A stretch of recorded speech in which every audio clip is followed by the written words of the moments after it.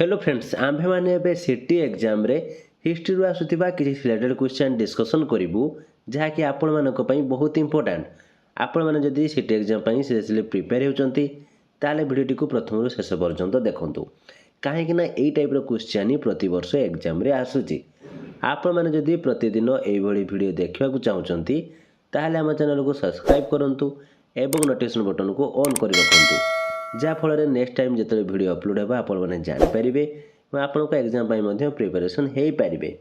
यही क्लास रे आमर आउ एक स्पेशल क्लास विषय में आपको जनइबी जो थे आप बहुत कम समय निजक प्रिपरेशन करी एग्जाम रे 100% सक्सेस पाइपर। तेज चलतु आज वीडियो को स्टार्ट करवा। तो फ्रेंड्स देखो पूर्व वीडियो आम मैंने 1 नंबर रु 15 नंबर पर्यंत समस्त क्वेश्चन ऑलरेडी डिस्कसन कर सारीचु। आपने देखी ना वीडियो डिस्क्रिप्शन में तार लिंक दी जाइए सेटारे क्लिक करी आपण मैंने देखिपारे। तो यही वीडियो रे आमे माने 16 नंबर पाखरु बाकी जते भी क्वेश्चन रही आमे आज डिस्कसन करदेबू। तो आज फर्स्ट क्वेश्चन माने 16 नंबर क्वेश्चन कौन रही देखंतु निम्नोक्त मध्यरु केउटी असहयोग आंदोलन समय रे गठनमूलक कार्यक्रम अटे। कुटीर शिल्पर विकास, इंग्रेज भाषा शिक्षा उपरे गुरुत्व, जोगाजोग व्यवस्था सुदृढ़, अस्पृश्यता निराकरण। राइट आंसर होची ऑप्शन डी। असहयोग आंदोलन समय रे आंदोलनकारी माने निम्नोक्त केउ घटनाटी चौरी चौरा नामक स्थान रे घटाइथिले। पुलिस स्टेशन रे निया लगाई 22 जन पुलिस कर्मचारी को जीवंत दग्ध करथिले। कचेरी खाना रे प्रवेश करी कागज पत्र रे अग्नि संयोग करथिले। अस्त्रागार रे प्रवेश करी इंग्रेज मानक अस्त्र और गोला बारूद लुंठन करथिले। कोषागार उपरे आक्रमण करी गच्छित अर्थ लुंठन करथिले। तो यार राइट आंसर होची ऑप्शन ए। पुलिस स्टेशन रे निया लगाई 22 जन पुलिस कर्मचारी को जीवंत दग्ध करथिले। गांधीजी केउ घटना को दृष्टि रे रखी असहयोग आंदोलन को स्थगित रखिया पई घोषणा करथिले। जालियानवाला बाग हत्याकांड, इंग्रेज सरकारक दमन नीति, बहु विशिष्ट व्यक्ति को कारादंड रे दंडित, चौरी चौरा ठारे हिंसात्मक कार्य। राइट आंसर होची ऑप्शन डी चौरी चौरा ठारे हिंसात्मक कार्य। असहयोग आंदोलन स्थगित निष्पत्ति को किए एक जातीय विपर्यय भावे वर्णना करथिले। सुभाष चंद्र बोस, सरदार वल्लभ भाई पटेल, चित्तरंजन दास, लाला लजपत राय। राइट आंसर होची ऑप्शन ए सुभाष चंद्र बोस। केबे असहयोग आंदोलन स्थगित घोषणा कांग्रेस कार्यकारिणी बैठक रे अनुमोदित होइथिला। 1922 फेब्रुआरी 5 तारिख, 1922 फेब्रुआरी 12 तारिख, 1922 मार्च 8 तारिख, 1922 एप्रिल 16 तारिख। त्यार राइट आंसर होची ऑप्शन बी 1922 फेब्रुआरी 12 तारिख। केबे ओडिशा प्रादेशिक कांग्रेस कमिटी गठित होइथिला। 1919 मसीहा, 1920 मसीहा, 1921 मसीहा, 1922 मसीहा। ता राइट आंसर होची ऑप्शन सी 1921 मसीहा। नेक्स्ट क्वेश्चन देखो कौन रही निम्नोक्त व्यक्ति मानक मध्यरु केउ व्यक्ति ओडिशा रे असहयोग आंदोलन को सफल करिवारे प्रयास करथिले। मधुसूदन दास, जदुमणि मंगराज, राधानाथ रथ, राजेंद्र नारायण भंजदेव। तो फ्रेंड्स क्वेश्चन आंसर कहवा पूर्वर मुझे स्पेशल क्लास विषय जनवाई चाहूँगी। तो आपड़ी कम समय भितर अधिक प्रिपरेशन ही सक्सेस पाइबा चाहूँगी ताहले आपने आम स्पेशल क्लास रे जॉइन हो निजक प्रिपेयर करेंगे जो थे आपण को सिलेबस वाइज सब्जेक्टिव क्लास सहित study material free PDF previous year question WhatsApp support मिल जाव लाइफ टाइम एक्सेस दिज्व जहाँफल सिटी एग्जाम रे आप भल भाव निजक प्रिपरेशन करेंगे और एग्जाम रे 100% सक्सेस पाई आप टीचर होगा स्वप्न को पूरण करेंगे। तो यही क्लास रे जॉइन होगा चाहूँगे दिया व्हाट्सएप नंबर रे जॉइन लिखि मेसेज करूँ ना वीडियो डिस्क्रिप्शन में डायरेक्ट जॉइन लिंक दी जाइए क्लिक कर जॉइन हो पारे।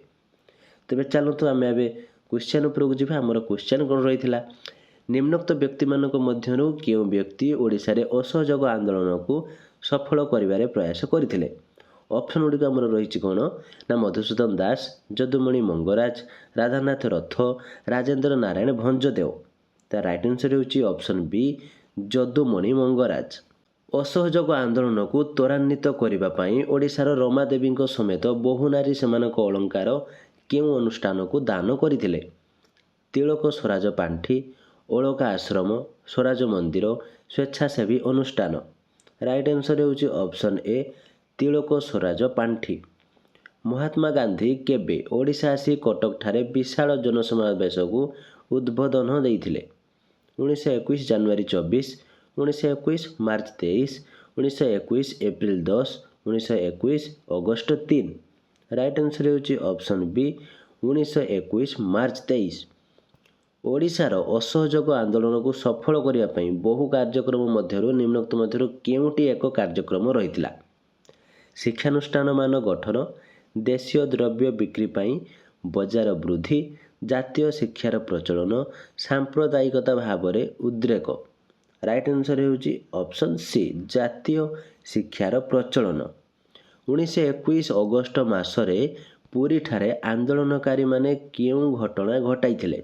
ଥାନା ଘେରାଉ କରିଥିଲେ, ଇଂରେଜ କର୍ମଚାରୀଙ୍କୁ ଆକ୍ରମଣ, ସ୍କୁଲ କଲେଜ ବନ୍ଦ କରିବା, ବିଦେଶୀ ବସ୍ତ୍ରରେ ଅଗ୍ନି ସଂଯୋଗ। ତ ଏହାର ରାଇଟ୍ ଆନ୍ସର୍ ହେଉଛି ଅପସନ୍ ଡି ବିଦେଶୀ ବସ୍ତ୍ରରେ ଅଗ୍ନି ସଂଯୋଗ। ଅସହଯୋଗ ଆନ୍ଦୋଳନ ସମୟରେ ଓଡ଼ିଶାର ବ୍ୟକ୍ତି ଭାଗୀରଥୀ ମହାପାତ୍ର କେଉଁ ବୃତ୍ତି ତ୍ୟାଗ କରିଥିଲେ? ଚାକିରି, ଶିକ୍ଷକତା, ଓକିଲାତି, ପ୍ରଶାସନିକ ପଦବୀ।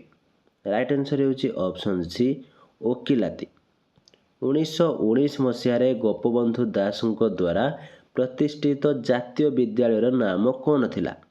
ସତ୍ୟବାଦୀ ବନ ବିଦ୍ୟାଳୟ, ଅଳକା ଉଚ୍ଚ ବିଦ୍ୟାଳୟ, ସାକ୍ଷୀଗୋପାଳ ଉଚ୍ଚ ବିଦ୍ୟାଳୟ, ମଧୁବନ ଜାତୀୟ ବିଦ୍ୟାଳୟ।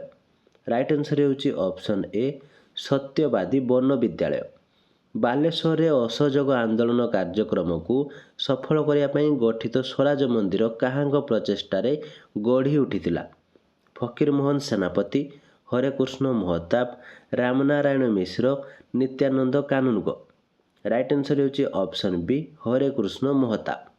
ଇଂରେଜ ସରକାର ଓଡ଼ିଶାରେ ଆଇନ ଅମାନ୍ୟ କରିଥିବା ଅଭିଯୋଗରେ ଗୋପବନ୍ଧୁ ଦାସ ଓ ଭାଗୀରଥୀ ମହାପାତ୍ରଙ୍କୁ ଗିରଫ କରି କେଉଁ ଜେଲକୁ ପଠାଇ ଦେଇଥିଲେ? ତିହାର ଜେଲ୍, କେନ୍ଦ୍ରୀୟ ଜେଲ୍, ନାଗପୁର ଜେଲ୍, ହାଜାରିବାଗ ଜେଲ୍। ତ ରାଇଟ୍ ଆନ୍ସର୍ ହେଉଛି ଅପସନ୍ ଡି ହାଜାରିବାଗ ଜେଲ୍। ତ ଫ୍ରେଣ୍ଡସ୍ ଏ ସମସ୍ତ କ୍ୱେଶ୍ଚନ୍ ଆପଣମାନଙ୍କ ପାଇଁ ବହୁତ ଇମ୍ପୋର୍ଟାଣ୍ଟ। ଆପଣମାନେ ପୁଣି ଥରେ ଭିଡ଼ିଓଟିକୁ ପ୍ରଥମରୁ ଶେଷ ପର୍ଯ୍ୟନ୍ତ ଦେଖିଦିଅନ୍ତୁ ଏବଂ ସମସ୍ତ କ୍ୱେଶ୍ଚନ୍ ଆନ୍ସର୍କୁ ଭଲ ଭାବରେ ପ୍ରାକ୍ଟିସ୍ କରିଦିଅନ୍ତୁ, କାହିଁକିନା ଏଇ ଟାଇପ୍ର କ୍ୱେଶ୍ଚନ୍ ହିଁ ଏକ୍ଜାମ୍ରେ ଆସିବ।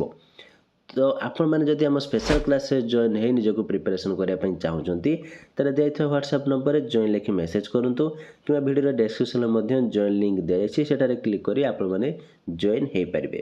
ତ ଇଏ ଥିଲା ଆଜିର କ୍ଲାସ୍ଟି କେମିତି ଲାଗିଲା ଏବଂ ଯଦି କିଛି ଡାଉଟ୍ ଥାଏ କମେଣ୍ଟ ବକ୍ସରେ ନିଶ୍ଚିତ ଭାବରେ ଜଣାନ୍ତୁ। ଭିଡ଼ିଓଟି ଭଲ ଲାଗିଥିଲେ ଲାଇକ୍ କରନ୍ତୁ ଏବଂ ଆପଣମାନଙ୍କର ସାଙ୍ଗସାଥି ଯଦି ସିଟି ପାଇଁ ପ୍ରିପେୟାର ହେଉଛନ୍ତି ସେମାନଙ୍କୁ ମଧ୍ୟ ସେୟାର କରନ୍ତୁ, ଯାହାଫଳରେ ସେମାନେ ମଧ୍ୟ ନିଜକୁ ଏକ୍ଜାମ୍ ପାଇଁ ପ୍ରିପାରେସନ୍ କରିପାରିବେ। ଏବଂ ଆପଣମାନେ ଯଦି ଆମ ଚ୍ୟାନେଲରେ ନୂଆ ଅଛନ୍ତି ତାହେଲେ ଆମ ଚ୍ୟାନେଲକୁ ସବସ୍କ୍ରାଇବ୍ କରି ନୋଟିଫିକେସନ୍ ବଟନ୍କୁ ଅନ୍ କରି ରଖନ୍ତୁ, ଯାହାଫଳରେ ଯେତେବେଳେ ଆମ ଚ୍ୟାନେଲ ଭିଡ଼ିଓ ଅପଡ଼େଟ୍ ହେବ ଆପଣମାନେ ଜାଣିପାରିବେ ବା ଆପଣମାନେ ଏକ୍ଜାମ୍ ପାଇଁ ପ୍ରିପାରେସନ୍ ମଧ୍ୟ କରିପାରିବେ। ତ ଆଜି ପାଇଁ ଏତିକି। Thank you.